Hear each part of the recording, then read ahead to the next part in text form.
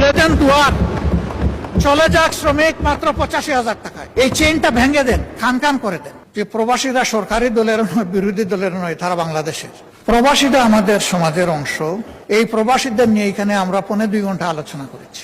সরকারি দল, বিরোধী দল, খুবই প্লিজেন্ট আলোচনায় আমরা অংশগ্রহণ করেছি। কিন্তু এই বাজেটে প্রবাসীদেরকে আস্থায় আনার, সম্মানিত করার বিশেষ কোনো উদ্যোগ আমার কাছে আমি লক্ষ্য করিনি। সেই আলোচনায় আমরা একটা প্রস্তাব দিয়েছিলাম যে প্রবাসীরা সরকারি দলের নয়, বিরোধী দলের নয়, তারা বাংলাদেশের।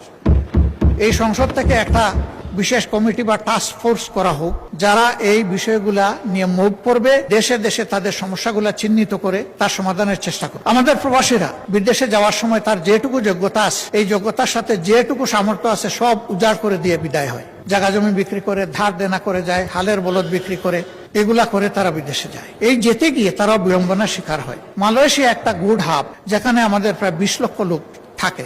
সেই জায়গায় অতীতে অনেক কেলেঙ্কারি হয়েছে। সেখানে একটা কোম্পানি করে, নুরউদ্দিন আমিন, সে একটা কোম্পানি করে একটা সিন্ডিকেশনের মাধ্যমে 85,000-এ যেখানে একজন শ্রমিক ভাই যাওয়ার কথা, সেখানে তার কাছ থেকে নেওয়া হয়েছে 6 লক্ষ 7 লক্ষ টাকা। এখনো সেইটা বহাল আছে।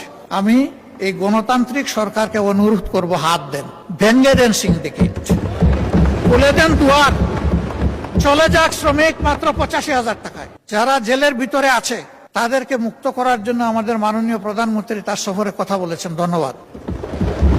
তারা মুক্ত হয়ে আসলে এবং যদি তারা সেখানে কাজ পায়, আমরা খুব খুশি হব।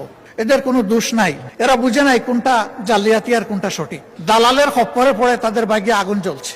এই দালালদেরকেও আইনের আওতায় আনেন, শাস্তির আওতায় আনেন। এই চেইনটা ভেঙে দেন, খান খান করে দেন।